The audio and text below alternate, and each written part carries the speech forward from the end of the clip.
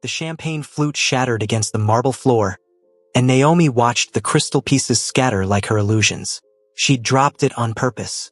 Across the ballroom, her husband Jinwoo didn't even flinch. He was too busy whispering into some socialite's ear, his hand resting on the small of the woman's back. The same spot he used to touch Naomi when he still pretended to care. 3 hours. They'd been at this godforsaken party for 3 hours, and he'd spoken to her exactly twice.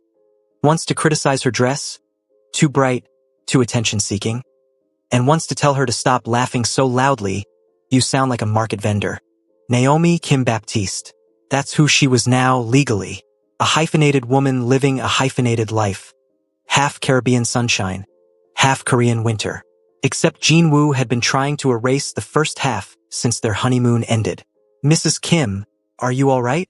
A server appeared with a dustpan, concern creasing his young face. "Never better, love." Naomi flashed him a smile that didn't reach her eyes. "Just clumsy tonight." That was a lie. Naomi Baptiste had never been clumsy a day in her life. She'd grown up in Trinidad, dancing in carnival bands since she was 7, moving through crowds of thousands without stepping on a single toe. But Naomi Kim Baptiste? She was supposed to be clumsy, quiet, contained. A perfect porcelain doll in Jinwoo's collection of expensive things. The ballroom was a spectacle of old money and older secrets. Seoul's elite gathered here like vultures in designer suits, picking at business deals and reputations with equal fervor. Jinwoo's import-export business was an open secret. Everyone knew he ran one of the most powerful organized crime syndicates in East Asia, and everyone pretended not to know. That's how this world worked. Pretend, pretend, pretend. Naomi was so damn tired of pretending. She remembered the beginning, when Jinwoo had walked into that beach bar in Tobago where she was bartending. During her gap year, he'd been different then, or maybe he'd just been a better actor. He'd laughed at her jokes, encouraged her to tell stories in her full, unfiltered voice, said he loved how she lit up every room. 3 months of whirlwind romance, proposals under starlight, promises of a life where she could be herself forever. The first correction came 2 weeks after the wedding. "Darling, maybe lower your voice a bit? My associates' wives are more refined in their speech." She'd laughed it off, thought he was joking. He wasn't. Then it was her clothes. Too colorful, too revealing, too attention-seeking. Her music was too loud. Her dancing was too provocative. Her friendship with other men was too familiar. Her laughter was too free. Drop by drop, he drained the color from her life until she was living in grayscale.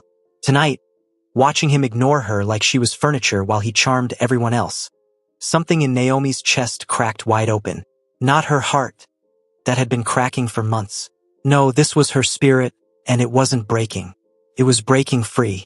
The DJ transitioned into a Latin beat, and Naomi felt it in her bones before her brain could process it. A bachata remix with Afrobeat undertones. Her body remembered what her mind had been trying to forget. She moved toward the dance floor without thinking, her hips already finding the rhythm. Let Jinwoo glare. Let his business partners clutch their pearls. Let them all watch. "Excuse me," a voice said beside her. "Would you like to dance?" Naomi turned and found herself looking at a man who didn't belong here. Everything about him was wrong for this crowd. His suit was clean but off the rack. His boots were practical instead of prestigious, and his smile was genuine instead of calculated. He was tall, with sun-weathered skin and calloused hands that spoke of actual work, not golf course handshakes. "You sure you want to dance with me?" Naomi asked, raising an eyebrow. "My husband might have your kneecaps broken." The man glanced across the room where Jinwoo was still entertaining his fan club. "Your husband doesn't seem to remember you're here, and I've never been good at following rules anyway. I'm Desmond, by the way. Desmond Reyes." "Naomi." She took his hand. "And you're either very brave or very stupid." "My mother says both." His grin widened. "Shall we?" They stepped onto the floor, and Naomi let the music take her home. She started slow, a basic bachata step, testing the waters. Desmond matched her easily, his lead confident but not controlling. That's when she decided to stop holding back. Naomi rolled her hips, dropped low, came back up with a body wave that traveled from her ankles to her shoulders. The movement was pure Caribbean fire, the kind of dancing she'd done at family reunions and street parties. Before she'd learned to make herself smaller, she spun away from Desmond, adding a little twerk that made his eyebrows shoot up in delighted surprise, then spun back in, their bodies moving in perfect sync despite having just met. The ballroom went quiet. Not the music that kept pounding, but the conversations died like someone had hit a mute button on the entire upper class of Seoul. "Oh shit," Desmond laughed. "I think we're causing a scandal." "Good," Naomi said, adding another hip roll that would have made her grandmother proud. "I'm so bored of being boring." She could feel Jinwoo's eyes burning into her back now. Finally, she had his attention. But for the first time in 18 months, she didn't care about having it. She was too busy remembering who the hell she used to be. Desmond was a revelation. He didn't try to control her movements or tone her down. When she got wild, he got wilder, matching her energy beat for beat. They moved like they'd been dancing together for years, like their bodies spoke the same language even though they just met. When she tweaked, bent over, hands on her knees, making her hips shake in rapid-fire pulses, half the room gasped and the other half pretended to look away while definitely still watching. "You're going to give these people heart attacks," Desmond said, spinning her out and back in. "They need the cardio." Naomi shot back, breathless and grinning so wide her face hurt. When was the last time she'd smiled like this? Really smiled. Not the tight-lipped thing Jinwoo had trained into her. The song ended and transitioned into something slower, but Naomi didn't care about the tempo. She was high on her own audacity, drunk on the feeling of taking up space again. Desmond pulled her close. Respectfully close, his hand on her waist instead of grabbing her like she was property. And they swayed together while the entire ballroom tried to pretend they weren't staring. "Thank you," Naomi said quietly, meeting Desmond's eyes. They were kind eyes, brown and warm and completely free of judgment. "I really needed that." "Thank you," he replied. "I haven't had that much fun since, well, probably since ever at one of these things. You don't seem like the fancy party type." "I'm not.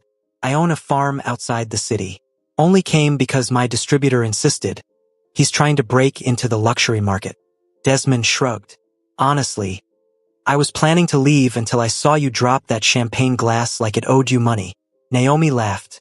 Her real laugh, loud and unrestrained. "It did. Cost me my dignity to hold it while being ignored." "Well, you got your dignity back on that dance floor, along with everyone's attention, including my husband's," Naomi said, glancing over Desmond's shoulder. Jinwoo was staring at her with an expression she hadn't seen in months. Hunger. Not the cruel kind he'd been showing lately, but the desperate, possessive kind from when they first met. Funny how that works. Ignore me for hours until someone else wants me. Classic, Desmond agreed. My ex-wife was like that. Didn't want me until I stopped chasing her. Before Naomi could respond, Jinwoo materialized beside them like a well-dressed demon. "Naomi, we're leaving. We just got here," she said sweetly, not moving from Desmond's arms. "Now." Jinwoo's voice was ice wrapped in silk. He looked at Desmond like he was trying to memorize his face for future violence. "And you are?" "Desmond Reyes. I own Reyes Agricultural Collective." Desmond extended his hand, which Jinwoo ignored. "Your wife is an excellent dancer." "My wife is coming with me." Jinwoo grabbed Naomi's arm. Not hard enough to bruise, he was too smart for that, but firm enough to make his point. Naomi looked down at his hand, then up at his face.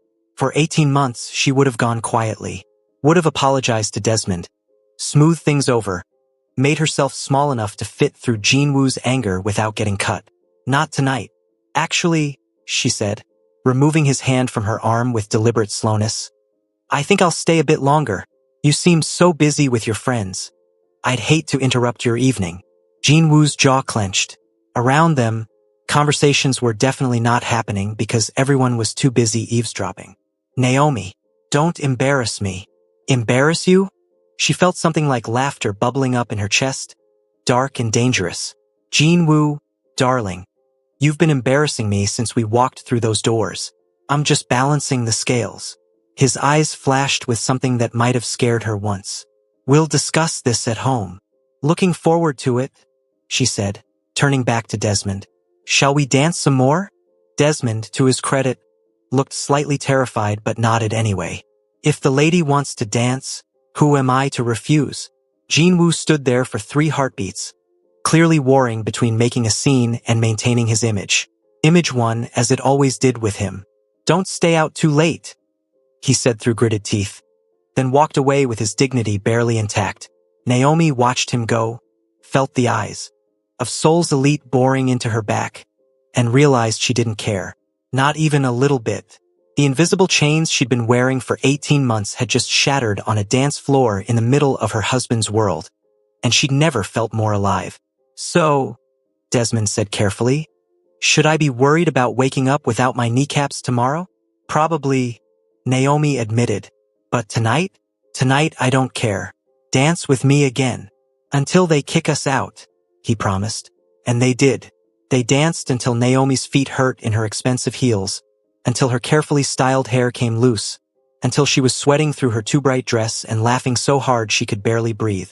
They danced until she remembered what joy felt like, what freedom tasted like, what it meant to take up space without apologizing for it. When she finally left the party at 2 in the morning, Desmond walked her to her car. Will you be okay? He asked, genuine concern in his voice. Honestly, I don't know. Naomi pulled out her phone, saw 17 missed calls from Jinwoo.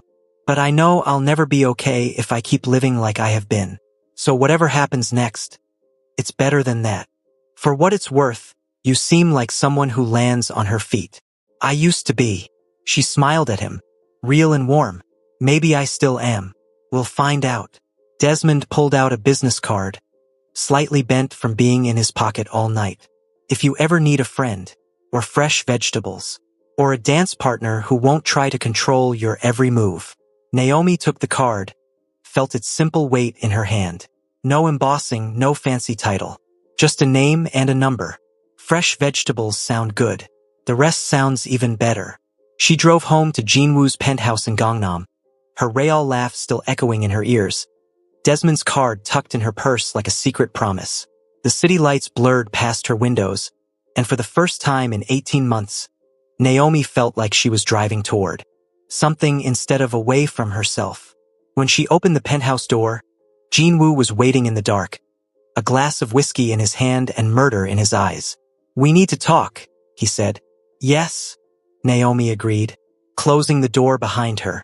We really do. Jinwoo's penthouse smelled like expensive leather and expensive lies. Naomi dropped her clutch on the entry table, kicked off her heels, and walked past her husband like he was part of the furniture. She needed to wash this night off her skin, needed a moment to think before whatever fight he was about to pick. Don't walk away from me, Jinwoo said, his voice dangerously calm. Or what? Naomi turned to face him, and she could see the shock flicker across his face. She'd never talked back like this, never questioned. You'll ignore me harder? Already mastered that one. Babe, you humiliated me tonight. He set down his glass with controlled precision. Everything Jinwoo did was controlled, his business, his image, his wife. Except tonight, one of those things had slipped his grip. Dancing like that with that nobody. Do you know how that looked? Like I was having fun? Naomi crossed her arms. Remember fun, Jinwoo? That thing we used to have before you decided to rewrite my entire personality. I've been refining you, he corrected, standing up. He was tall, imposing, used to people cowering when he moved. Naomi stayed planted. When I met you, you were rough around the edges. Beautiful, yes, but unpolished. I've given you everything. Status, wealth, access to a world you never would have seen bartending in Trinidad. And all it cost me was myself. Naomi laughed, but there was no humor in it. Great trade, Jinwoo. Really fantastic. His jaw tightened. You're being dramatic. I've only ever asked you to behave in a way that befits your position as my wife. Your position. Your wife. Your world. Naomi moved to pour herself a drink, whiskey, straight, the way she actually liked it instead of the champagne Jinwoo always ordered for her. Notice a pattern? Everything's about you. What about what I want? What you want? Jinwoo moved closer, and for the first time, Naomi saw something besides anger in his eyes. Fear. He was actually afraid of losing control. You want to twerk at business functions like you're at some beach party? You want to embarrass yourself and me in front of the most powerful people in Seoul. I want to breathe, Naomi said quietly, the word coming out raw. I want to laugh without being told it's too loud. I want to wear colors that make me happy. I want to dance like my body belongs to me and not to your image. I want to be Naomi, not this plastic version you've been sculpting. Jin-woo stared at her like she was speaking a foreign language. Maybe she was. The language of autonomy probably sounded foreign in his world of control and possession. I love you, he said finally, and Naomi almost felt sorry for him. He probably believed it. Everything I've done has been because I love you. No, Jin-woo, you loved the idea of having me, like a rare painting or a vintage car. Something exotic and beautiful to show off when it suited you and hide away when it didn't. Naomi took a sip of whiskey, let it burn down her throat. That's not love. That's collection. I gave you everything. You gave me everything except permission to be myself. The words exploded out of her. 18 months of swallowed frustration finally erupting. Do you know what that feels like? To look in the mirror and not recognize the person looking back? To bite your tongue so often you forget what your real voice sounds like. Jin-woo's expression shifted, and Naomi recognized the look. He was done trying to reason. Now he was moving to threats. You signed a prenup, Naomi. You leave with nothing. I came here with nothing, she reminded him. I can leave with nothing just fine. At least I'll leave with myself. You think that farmer wants you? Jin-woo sneered. He's nobody. He can't give you what I can. Maybe that's exactly why he appeals to me, because he doesn't give me anything except space to be myself. You know what he did tonight? He danced with me. That's it. Didn't try to fix me, didn't correct me, didn't treat me like a doll that might break. Just danced. Jin-woo moved fast, grabbing her arm. Harder than at the party, hard enough to leave marks. You belong to me. Naomi looked at his hand, then at his face and smiled. It wasn't a nice smile. Try that again, and I'll break your wrist. 16 years of carnival dancing means I'm stronger than I look. Baby, don't test me. He let go, shocked. The Naomi he'd molded never threatened violence. But the Naomi he'd married? That woman had grown up with 3 older brothers who taught her to throw punches before she could throw shade. Who are you? Jin-woo asked, and he genuinely seemed confused. I'm the woman you fell in love with, Naomi said softly. The one you've been trying to erase for a year and a half. Congratulations, you almost succeeded. Almost. She walked to their bedroom, his bedroom now, really, and started pulling out a suitcase. Jin-woo followed, watching in disbelief as she began packing. Where will you go? He demanded. You don't know anyone here. You have no money of your own. You're in a foreign country. I'll figure it out. Naomi grabbed her passport from the bedside drawer. Jin-woo had kept it safe for her, which really meant kept it as insurance she couldn't leave easily. I always do. Naomi, stop. His voice cracked, just slightly. Please, we can work this out. I'll try to be better. I'll let you dress how you want, dance how you want. Let me. She turned to face him fully. Jin-woo, that's the whole problem right there. I don't need your permission to exist. I shouldn't need to earn the right to be myself in my own marriage. I can change, he said, and now he was begging. The mighty Jin-woo Kim, begging. It would have been satisfying if it wasn't so sad. Give me another chance. I'll prove it to you. You've had 18 months of chances. Naomi zipped up her suitcase. Every time I tried to be myself and you shut me down, that was a chance. Every time I laughed too loud and you gave me that look, chance. Every time I wanted to call my family and you said it wasn't a good time, another chance gone. 1 month, Jin-woo negotiated because that's what he did, negotiate, manipulate, control. Stay for 1 month. Let me show you I can be the man you need. Naomi considered it for about 3 seconds. Then she remembered Desmond's easy smile, the freedom of that dance floor, the feeling of her own hips moving to her own rhythm. No. She walked out of the bedroom, out of the penthouse, out of her marriage with 1 suitcase and her passport. Jin-woo didn't follow. She'd stripped him of his power, and he didn't know how to function without it. The night air hit her face like absolution. Naomi stood on the street in Gangnam at 3 in the morning. a woman with nowhere to go and somehow lighter than she'd felt in months. She pulled out Desmond's card, stared at it in the streetlight. Too desperate to call him now. Way too soon. But she had enough money for a hotel room for a few nights. After that, she'd figure it out. That's what Caribbean women did, they figured shit out. 3 days later, Naomi was staying in a modest hotel in Itiwan, surviving on her emergency credit card and trying to figure out her next move. She'd called her mother, endured the "I told you so" lecture. Her family had never trusted Jean Woo, and was researching teaching English as a way to support herself when her phone rang. Unknown number. "Hello, Mrs. Kim. This is Hanwoo Park, Mr. Kim's attorney." The voice was professional, cold. "We need to discuss the terms of your departure." Here it came. The punishment. Jean Woo wasn't the type to let anything go, especially not his pride. "I'm listening," Naomi said carefully. "Mr. Kim is prepared to honor a generous settlement despite the prenuptial agreement, provided you sign a non-disclosure agreement regarding the nature of his business affairs and your marriage." Naomi almost laughed. "He's paying me to stay quiet? He's offering you financial security in exchange for discretion. How much?" The number Hanwoo quoted made Naomi sit down hard on the hotel bed. It was enough to live comfortably for years, maybe start a business, definitely get home to Trinidad and set up a new life. "And all I have to do is never talk about Jean Woo's work or our marriage?" "Correct. You would also agree to leave Korea within 30 days and not return for a minimum of 5 years. Exile." He was buying her silence and her absence, making sure she could never embarrass him again, never dance with strangers at parties, never exist in his world to remind him of his failure to control her. "Can I think about it?" Naomi asked. "You have 48 hours. After Hanwoo hung up, Naomi sat in her hotel room and thought about money versus pride, security versus freedom, leaving versus staying. She thought about Jean Woo's face when she'd walked out, thought about Desmond's card still in her wallet, thought about the woman she'd seen in the mirror that night after dancing, wild-haired, bright-eyed, finally recognizable. She called Desmond. "Hello." He sounded surprised, pleased. "Hey, it's Naomi. From the party? The scandalous dancing? I remember."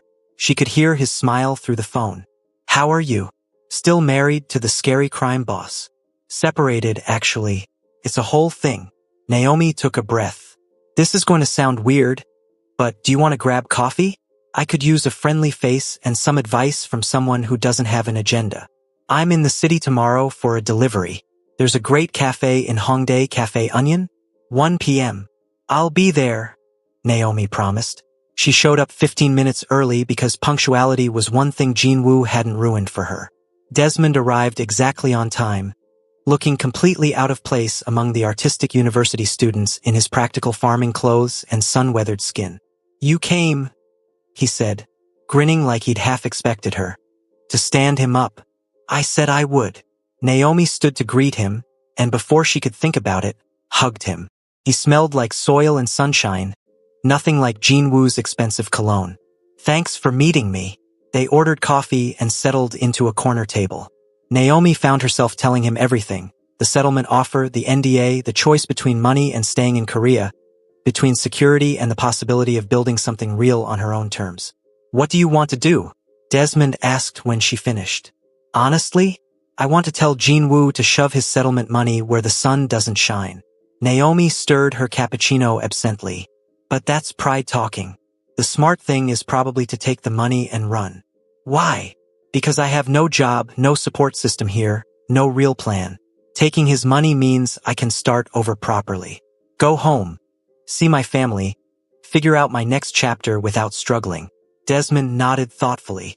"Okay, now tell me what your gut says, not your practical brain." Naomi closed her eyes, listened to herself. Really listened, for the first time in months. "My gut says if I take his money and leave, he wins. Not the marriage, but the last word. He gets to pay me off like I'm another business problem he solved. Neat, clean, controlled. Even my exit becomes part of his narrative. And if you stay? If I stay, I have to build a life from scratch in a country where I barely speak the language and have no qualifications to do anything except bartend and dance." She opened her eyes, met Desmond's steady gaze. "But it would be my life, my choice. My terms. For what it's worth, Desmond said slowly. I could use help at the farm. It's nothing glamorous, farmers markets, crop planning, some social media marketing for the collective. The pay is terrible, the hours are long, and you'd smell like compost half the time. Naomi stared at him. Are you seriously offering me a job? I'm offering you an option that isn't either or. Take his settlement money, you earned it dealing with that asshole for 18 months. But don't leave Korea. Stay, work for me for a while, build your own thing. When you're ready to go home, go. But make it your choice, not his exile. It was crazy. It was possibly the most impractical thing anyone had ever suggested. Naomi felt a grin spreading across her face. That's actually brilliant in a completely insane way. I have my moments. Desmond smiled back. Plus, I really do need help. My social media is basically pictures of vegetables with captions like, "Good tomato." I'm told this is not engaging content. Naomi laughed, and it felt like medicine. Okay, yes, let's do this completely ridiculous thing. She called Hanwol that afternoon and accepted the settlement with one modification. She wouldn't agree to leave Korea. They could keep their 5-year exile clause out. Jinwoo's lawyer sputtered about negotiation and terms, but Naomi held firm. She'd take the money as compensation for 18 months of emotional manipulation, but she wouldn't let Jinwoo dictate where she lived. Surprisingly, Jinwoo agreed. Maybe he thought she'd leave anyway once the novelty wore off. Maybe he just wanted the whole thing finished. Either way, Naomi walked away with enough money to breathe and enough freedom to build. 2 weeks later, she was living in a small apartment in Yangpyeong, waking up before dawn to help Desmond with market prep, learning about heritage vegetables and sustainable farming practices, and laughing more than she had in years. Jinwoo called once, 3 weeks after she'd moved. You're really doing this? Playing farmer. I'm really doing this, Naomi confirmed, dirt under her nails and satisfaction in her voice. When you get bored, when you realize what you gave up, I'll throw a party, she interrupted, because I'll never be as bored as I was being your perfect wife. Lose my number, Jinwoo. She hung up and blocked him, feeling lighter with each deletion. Living with Desmond, well, near him, she had her own place, was nothing like being married to Jinwoo. Desmond didn't try to change her, didn't correct her laugh or her clothes or her opinions. When she wanted to blast Soka while doing market prep, he joined in. When she tried to cook Caribbean food and accidentally made everything too spicy for Korean customers, he just laughed and ate it himself. You're going to burn your tongue off, she warned as he downed his 3rd plate of jerk-seasoned vegetables. Worth it, he gasped, reaching for more water. This is amazing. Painful but amazing. They fell into an easy rhythm: work, friendship, the occasional beer after long market days. Naomi started a social media account for the farm that actually showed personality, mixing farming content with Caribbean music and videos of her dancing in the fields. It sounds ridiculous, but people loved it. Sales jumped. Desmond's collective started getting orders from high-end restaurants. You're a marketing genius, Desmond said, watching their follower count climb. I'm just being myself, Naomi corrected. Turns out that's pretty marketable when someone isn't trying to sand off all my edges. 3 months in, after a particularly good market day, they celebrated with soju and stargazing from Desmond's porch. Naomi was telling a story about her brothers back home, gesturing wildly with her drink, when she noticed Desmond watching her with an expression she couldn't quite read. What? She asked, suddenly self-conscious. Nothing. You're really something, you know that? Something good or something concerning? Something extraordinary. He said it simply, like it was an obvious fact. The way you laugh, the way you move through the world like you're dancing even when you're standing still. The way you turned your entire life upside down and landed on your feet.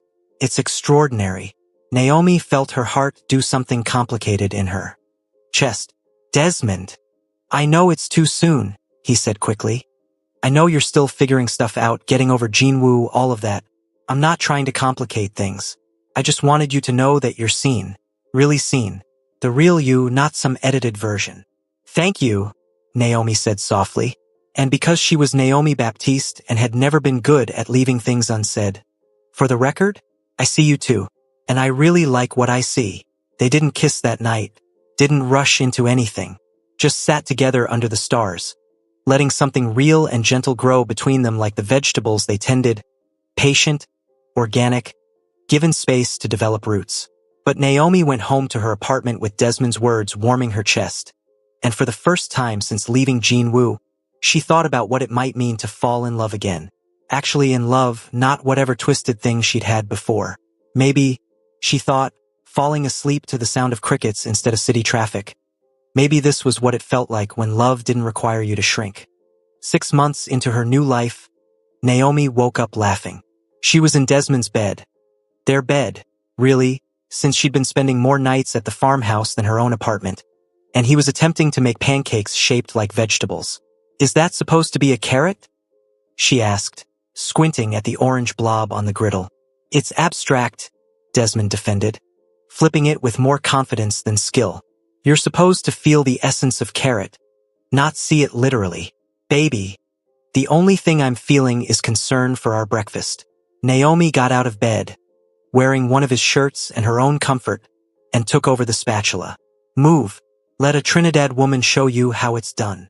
They'd been dancing around their feelings for months before finally admitting what everyone else already knew. They were falling in love, but it had been slow, natural, nothing like Jinwoo's love-bombing intensity. Desmond courted her with patience, with respect for her healing process, with space to be herself. Their first kiss happened 4 months in, after a particularly successful farmer's market, and it was gentle and sweet and nothing like the passionate, possessive way Jinwoo used to claim her mouth. Their first time making love came a month after that, and it was revelatory. Jinwoo had been technically skilled but emotionally disconnected, treating sex like another performance where Naomi had to hit certain marks. With Desmond, it was conversation. Bodies asking questions and answering, learning each other's rhythms, laughing when something didn't work, celebrating when it did. "You're beautiful," Desmond had whispered that first night, trailing kisses down her spine. "You're biased," Naomi had replied, but she'd felt beautiful, seen, cherished. "Definitely biased," he'd agreed, grinning against her skin. "But also correct." He'd taken his time, learning what made her gasp, what made her laugh, what made her grab his hair and demand more. And when they finally came together, it felt like harmony instead of conquest. Afterward, they'd laid tangled in each other, talking about everything and nothing until dawn. Now, 6 months in, they had rhythm. Desmond knew Naomi liked her coffee with coconut milk and morning sex that was slow and sleepy. Naomi knew Desmond needed absolute silence for the first 30 minutes after waking up, and that he expressed love through actions more than words. Fixing things she mentioned were broken, remembering her favorite fruits, leaving notes in her work bag. "Pancakes are ready," Naomi announced, sliding perfectly golden discs onto plates. "See? This is how you do it." "Show off," Desmond said fondly, kissing her temple. "Some of us aren't culinary geniuses. You grow the food, cook it. Perfect division of labor." They ate breakfast on the porch, watching the sun climb over Desmond's fields. The farm had become home in a way Jinwoo's penthouse never had.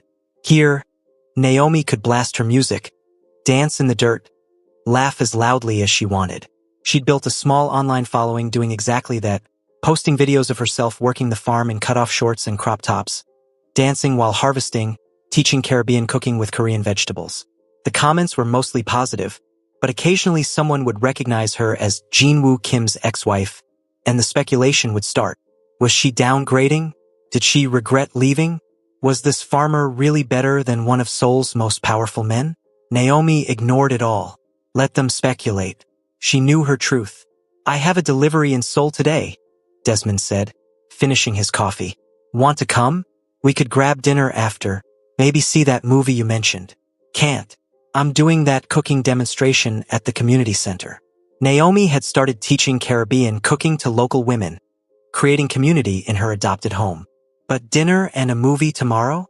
It's a date." Desmond stood, pulled her up, wrapped his arms around her waist. "I love you, you know." "I know." Naomi kissed him. "I love you too." She still marveled at how easy it was to say with Desmond, how uncomplicated love could be when it wasn't wrapped in control and conditions. Desmond left for Seoul, and Naomi spent the morning prepping for her class. Marinating chicken, chopping vegetables, mixing spices. She was arranging ingredients when her phone rang. Unknown number. She almost didn't answer, but something made her pick up. Hello, Naomi. Jinwoo's voice was smooth, controlled. She hadn't heard it in 6 months. We need to talk. Her stomach dropped, but she kept her voice steady. I don't think we do. I said everything I needed to say. It's about your boyfriend. The way he said boyfriend dripped with contempt. Desmond Reyes. Did you know he's been negotiating with my business partners? Trying to expand his distribution into markets I control. Naomi's grip tightened on the phone. So what? It's a free market, Jinwoo. You don't own every restaurant in Seoul. No, but I have influence. Considerable influence. His voice turned silky, dangerous. One word from me, and Desmond's contracts disappear. His collective fails. All those farmers depending on him, gone. Is that really what you want? Are you threatening him? Naomi's voice went cold. Because if you are, I'm offering you a choice. Come back.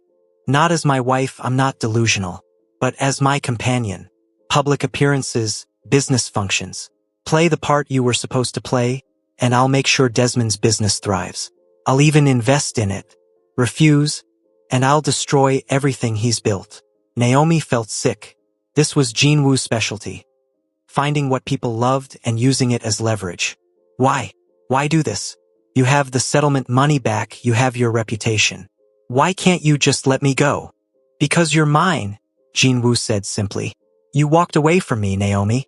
No one walks away from me, but I'm willing to be reasonable. 6 months. Appear with me at events. Smile for cameras, help me rebuild my image. After that, I'll let you go back to your farmer. Think of it as paying off a debt. I don't owe you shit, Naomi spat. Maybe not. But does Desmond deserve to lose everything because you wanted to play house in the countryside? Jinwoo paused, letting his words sink in. You have 48 hours to decide. I'll be in touch. He hung up, leaving Naomi shaking with rage and fear. She wanted to call Desmond immediately, warn him, but what would she say? That her ex-husband was threatening his business because she dared to move on? That Jinwoo was using the man she loved as a bargaining chip? Naomi spent the day in a fog, barely present for her cooking class, her mind running through scenarios. She could go back to Jinwoo, protect Desmond, sacrifice 6 more months of her freedom. Or she could refuse, risk everything Desmond had built, condemn all those farmers to failure because of her choices. By the time Desmond got home that evening, Naomi had decided. She couldn't tell him. He'd never accept Jinwoo's deal if he knew. Would rather see his business fail than see her trapped. But Naomi had spent 18 months learning to be strategic, learning to think 10 steps ahead. She had a different plan. Hey, you okay? Desmond asked, noticing her tension. You seem off. Just tired. Naomi lied, hating herself for it. Long day. Tell me about Seoul. While Desmond talked about his deliveries and new contracts, Naomi was mentally cataloging everything she knew about Jinwoo's business. Every illegal deal she'd overheard, every money laundering scheme she'd pieced together during her marriage. She'd signed an NDA, sure, but there were ways around that. Anonymous tips. Journalists who'd been trying to expose Jinwoo for years. If Jinwoo wanted to play dirty, Naomi would show him just how much she'd learned in their marriage. The next morning, while Desmond was in the fields, Naomi made a call to a journalist. She'd read about Mineseo Jung, known for investigating organized crime. Ms. Jung, my name is Naomi Baptiste. I used to be married to Jinwoo Kim, and I have information you might find interesting. They met in a quiet cafe in Itaewon. Mineseo was sharp-eyed and skeptical until Naomi started talking, detailing shell companies and offshore accounts, naming names and dates with the precision of someone who'd been paying attention even when they were supposed to be decorative. This is extensive, Mineseo said, her recorder running. But you signed an NDA. He could sue you into oblivion. Only if he can prove I was the source. Naomi smiled. And I'm betting he'll be too busy dealing with criminal investigations to worry about civil suits. Besides, I'm willing to risk it.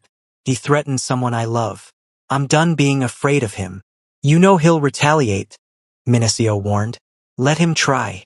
Naomi's voice was steel wrapped in sugar. I'm a Caribbean woman, Ms. Jung. We don't scare easy, And we don't forget when someone threatens our family. Jinwoo is about to learn that the hard way. Over the next week, Naomi gave Min Seo everything: documents she'd photographed during her marriage, conversations she'd memorized, connections she'd mapped. She did it carefully, strategically, making sure nothing could be traced directly back to her. Jinwoo called on the 48th hour, exactly as promised. "Have you made your decision?" he asked. "I have," Naomi said calmly. "You can take your offer and shove it directly up your ass. And if you touch Desmond's business, if you so much as look at him wrong, I will make you regret it." Big talk from someone with no power. Jinwoo laughed. "You have no idea who you're dealing with." "Neither do you," Naomi replied. "But you're about to find out." She hung up and waited. The article dropped 3 days later. The Kim Empire, a network of corruption and violence, splashed across every major news outlet in Korea. Min Seo had done her job beautifully, corroborating Naomi's information with independent sources, building an airtight case. Jinwoo's world imploded. Police raids, frozen accounts, business partners fleeing. His carefully constructed empire cracking under the weight of exposure. He called Naomi once, screaming about betrayal and consequences. She let him rage, then said quietly, "I told you, you should have just let me go." The investigation would take months, probably years. Jinwoo would lawyer up, fight back, maybe even walk away with minimal damage. Men like him usually did. But his reputation was destroyed, his power diminished, and everyone knew he'd been taken down by the wife he tried to control. Naomi's involvement stayed mostly hidden. Min Seo protected her sources, and while Jinwoo suspected, he couldn't prove anything. The NDA became meaningless once criminal investigations started. Legal privilege didn't cover crime. "I saw the news," Desmond said one evening, pulling Naomi close. They were in their bedroom, darkness wrapping around them like safety. "About Jinwoo, the article. Couldn't have happened to a nicer guy," Naomi said lightly. "Naomi." Desmond turned her to face him. Were you involved?" She could lie. Should lie, probably. But this was Desmond, and she was done with dishonesty. "He threatened you. Threatened your business, all those farmers. Said he'd destroy everything you built if I didn't come back to him. So you destroyed him first." "I protected what's mine," Naomi corrected. This life we're building." "I'm not sorry." Desmond was quiet for a long moment. Then he started laughing, deep and genuine. "Remind me never to piss you off." "Smart man." Naomi kissed him, relieved. "You're not mad." "Mad? I'm in awe. And maybe a little terrified. But mostly in awe." He pulled her closer. "You're incredible. You know that?" "I know," she said, grinning. "But feel free to keep telling me." They made love that night, with a new intensity, celebrating survival and victory and the death of old chains. Desmond took his time, worshipping every inch of her skin, whispering how strong she was, how brave, how absolutely magnificent. When he finally pushed inside her, Naomi felt complete in a way she never had with Jinwoo. Two equals choosing each other, again and again. Afterward, tangled in sheets and each other, Desmond said, "Move in with me, officially. Not just staying over most nights, but actually living here. Make this yours too." "I thought this was already ours," Naomi said, but her heart was soaring. "It is, but I want to make it official. I want to wake up with you every morning, go to sleep with you every night. I want to build this life together properly. What do you say?" "I say yes," Naomi replied, kissing him between words. "Yes, yes, yes." 3 months later, Jinwoo was awaiting trial and Naomi was fully moved into the farmhouse. Her bright colors and loud music transforming the space into something that felt like home. She'd expanded her cooking classes, started a YouTube channel, and was in talks with a publisher about a cookbook combining Caribbean and Korean cuisines. Desmond's business was thriving, ironically boosted by the publicity around Jinwoo's fall. Everyone wanted vegetables from that farm where Jinwoo Kim's ex-wife works. They'd hired 3 more people, expanded their crop varieties, and were now supplying half the high-end restaurants in Seoul. "We should celebrate," Desmond said one evening, after signing a particularly lucrative contract. "I'm always down to celebrate." Naomi was chopping vegetables for dinner, dancing to a soca remix. What did you have in mind? Well, there's this party in Seoul next weekend.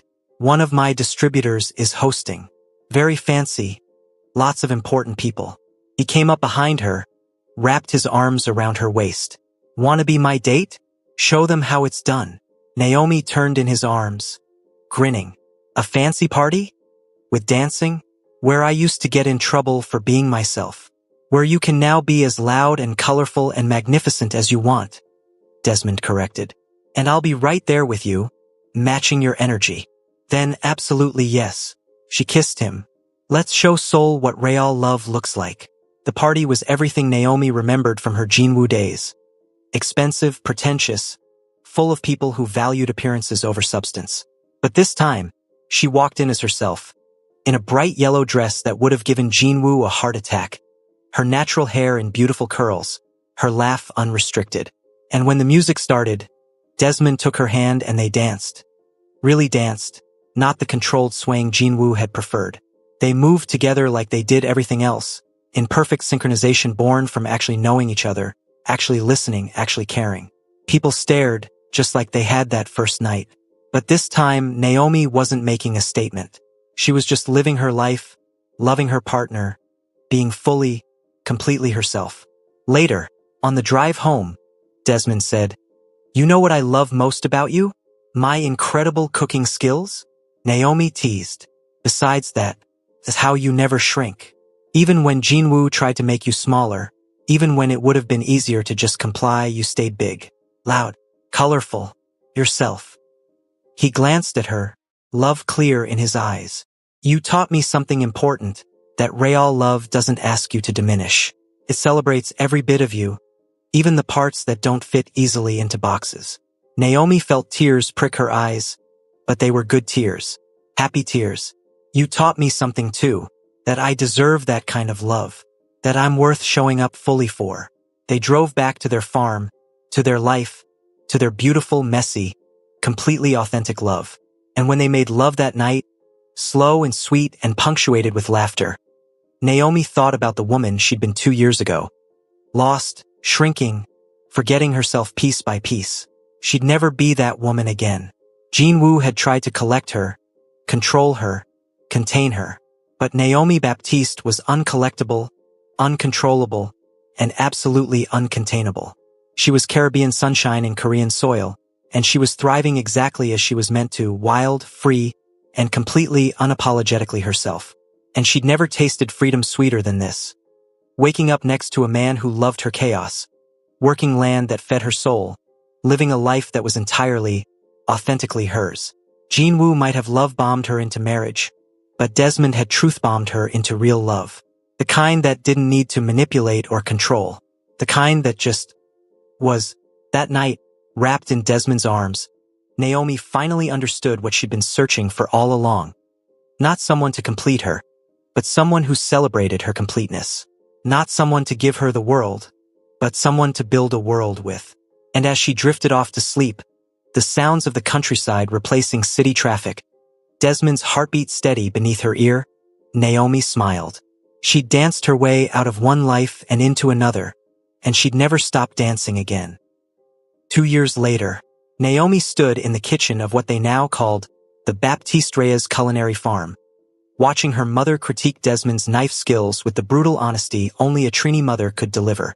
"Boy, you chopping that plantain like you vex with it," Marcia Baptiste said, her accent thick as ever. "Gentle, nah? It not your enemy." "Yes, ma'am," Desmond replied, adjusting his technique while trying not to laugh. He'd learned quickly that arguing with Naomi's mother was a losing battle. "And you," Marcia turned to her daughter, "when you telling me about grandbabies? I not getting younger, you know? Mama, we just got married 6 months ago." Naomi protested, but she was grinning. Her mother had flown in for a month to help with the grand opening of their new venture. A farm-to-table restaurant and cooking school that blended Caribbean and Korean cuisines. 6 months plenty long enough to get started, Marcia insisted. "Your father and I had me 3 months after the wedding. I know, you tell this story every time." Naomi hugged her mother from behind. "We're working on it, okay? When it happens, it happens." The truth was they'd been talking about it. About tiny humans with Desmond's kind eyes and Naomi's wild spirit, running through the fields, growing up knowing they could be exactly who they were. But for now, they were building their empire, the kind built on joy instead of control, on community instead of power. The restaurant's opening night was chaos in the best way. Every table packed, the kitchen humming with energy. Naomi's cooking students serving dishes they'd learned to make. Desmond's farmers bringing in fresh produce by the basket. The menu was audacious: Korean barbecue with Caribbean marinades, roti filled with bulgogi, planting kimchi that somehow worked perfectly. "This is insane," their head chef Ji-won said, checking the reservation list. "We're booked solid for the next 3 months. That's what happens when you let Naomi handle marketing," Desmond said proudly. His wife's social media presence had exploded over the past 2 years. Cooking videos, farm tours, dance breaks in the fields. She'd become something of a celebrity, the woman who'd walked away from wealth to find herself in the soil. Around 9 p.m., during the dinner rush, someone Naomi hadn't expected walked through the door.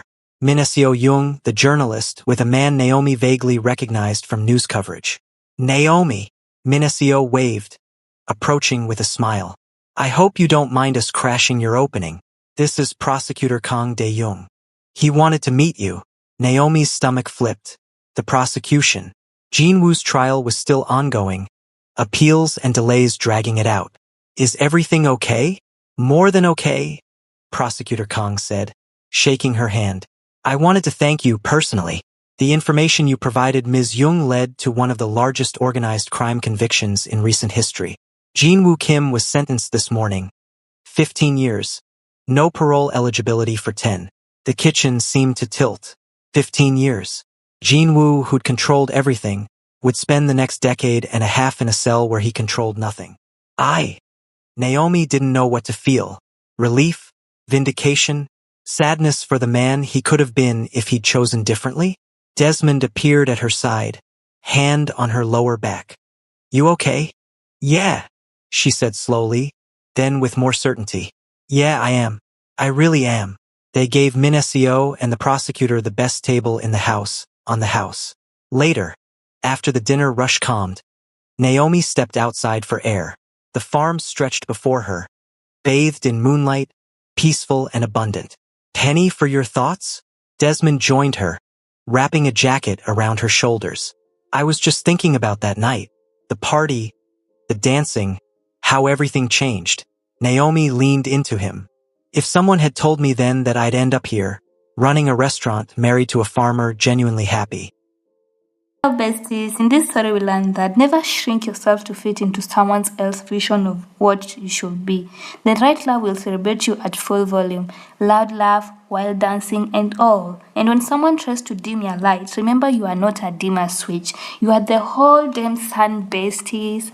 Thank you so much for watching. Kindly like, subscribe and share.